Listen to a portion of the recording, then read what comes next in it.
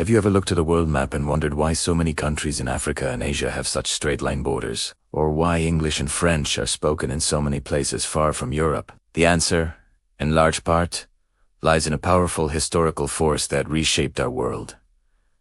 Imperialism. Today, we're diving deep into the age of imperialism in the 19th century, exploring what it was, why it happened, and the profound legacy it left behind. So, what exactly is imperialism? Put simply, it's the policy of a powerful nation extending its control over weaker regions.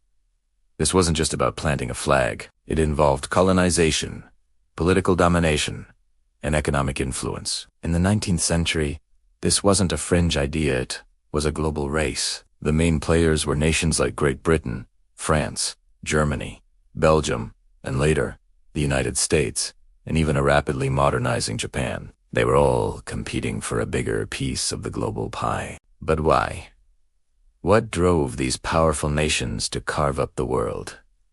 There were four key motivations, often intertwined. First, and perhaps most importantly, was economics. The Industrial Revolution was in full swing in Europe and America. Factories were churning out goods at an incredible rate, and they were hungry. They needed a constant supply of raw materials like rubber, cotton, tin, and oil, many of which were abundant in Africa, Asia, and Latin America. At the same time, these factories were producing more than their home populations could buy. So, colonies became captive new markets for finished goods and a source of cheap labor to maximize profits. Next up was politics. In the 19th century, national prestige was everything. Owning a vast empire was the ultimate status symbol, a sign that your nation was a major world power. There was a fierce rivalry, especially among European countries. If Britain claimed a new territory, France felt pressured to grab one too.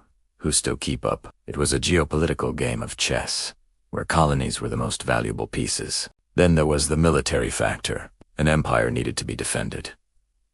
This meant controlling strategic locations around the globe. Islands and coastal regions became vital as naval bases and coaling stations for steam-powered warships. Controlling key trade routes, like the Suez Canal, was essential for both commercial and military dominance. A global network of bases meant a nation's navy could project power anywhere in the world. Finally, there was a cultural and religious driver, which is often the most controversial. Many Europeans genuinely believed in their own cultural and racial superiority. They saw it as their duty, a civilizing mission, to bring Western education, medicine, and Christianity to what they considered backward societies. This idea, famously expressed in Rudyard Kipling's poem, The White Man's Burden, served as a moral justification for conquest, masking the often brutal economic and political motives. Of course, these ambitions would have been just dreams without the right tools. The Industrial Revolution didn't just create the demand for empire. It also provided the technology to build one. Steamships made it possible to travel up rivers deep into the interiors of Africa and Asia, areas previously inaccessible. Railways allowed for the rapid transport of troops and resources across vast territories. The telegraph meant a governor in a colony could get orders from London or Paris in hours, not months.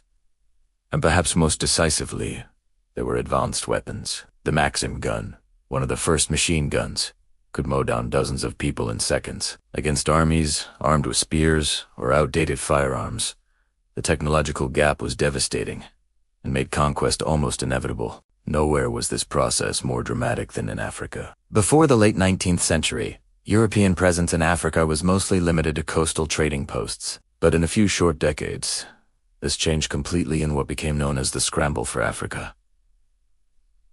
From around 1880 to 1914, European powers raced to claim territory. This frenzy was so chaotic that it threatened to spark wars between them. To prevent this, they held a Berlin Conference in 1884 to 85. Here representatives from 14 European nations and the United States met to lay down the rules for dividing Africa.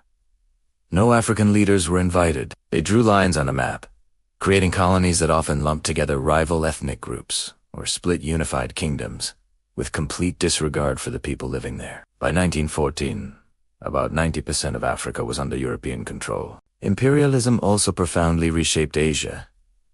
Great Britain already had a strong foothold in India, which it ruled directly after 1858. India became the jewel in the crown of the British Empire, a massive source of raw materials and a huge market. France established control over Indochina, which we now know as Vietnam, Cambodia, and Laos. China, a proud and ancient empire, was never fully colonized, but it was forced into a series of unequal treaties after losing the Opium Wars. These treaties gave Western powers control over port cities, trade, and legal jurisdiction over their own citizens on Chinese soil, effectively carving up China into spheres of influence. Meanwhile, on the other side of the continent, Japan took a different path. Faced with Western pressure, Japan underwent the Meiji Restoration, a period of rapid modernization. It industrialized its economy, built a powerful military, and instead of becoming a colony, it became a colonizer, building its own empire in Taiwan and Korea. So how did the imperial powers actually control these vast territories?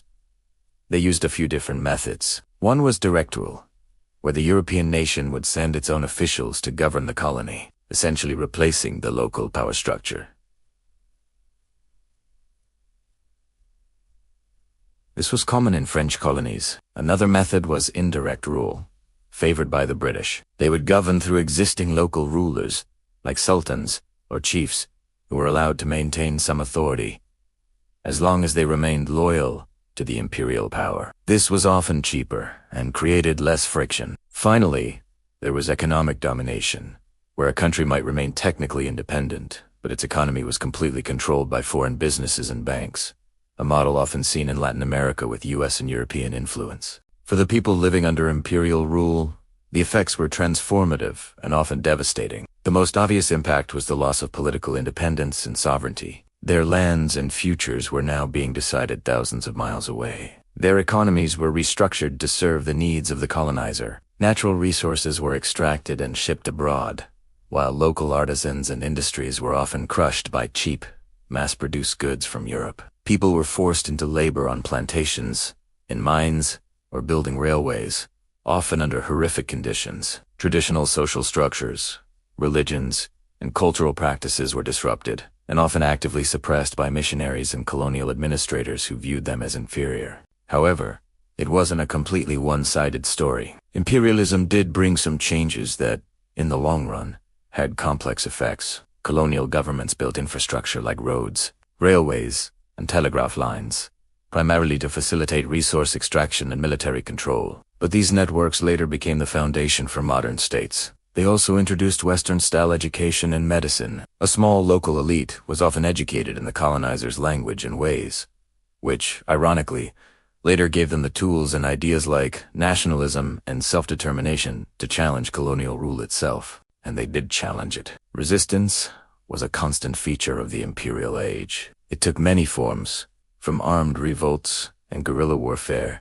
to more subtle forms of cultural preservation and non-cooperation. There were major uprisings, like the Sepoy Mutiny in India, the Boxer Rebellion in China, and countless wars of resistance across Africa. While most of these early revolts were crushed by superior military technology, they laid the groundwork for the powerful nationalist movements that would emerge in the 20th century. The age of imperialism has a long and complicated legacy that we are still grappling with today. The political boundaries drawn on maps in Berlin and London continue to be a source of ethnic conflict in many African and Middle Eastern nations. The economic structures created during this era, where some countries produce raw materials and others produce manufactured goods, have contributed to global economic inequality. Yet, it also led to a more interconnected world, spreading technologies, languages, and cultures, for better and for worse. The struggles for independence that eventually dismantled these empires defined much of the 20th century and gave birth to the world of nations we know today. Understanding this history is crucial. It helps explain the world we live in, the roots of modern conflicts, and the complex relationships between different parts of our globe. It's a story of power, greed, and resistance. A story that shaped our past and continues to influence our present. Thanks so much for watching. If you found this video interesting, please hit the like button and subscribe for more deep dives into history. Let me know in the comments what you think, or what other historical topics you'd like to see covered. See you in the next one.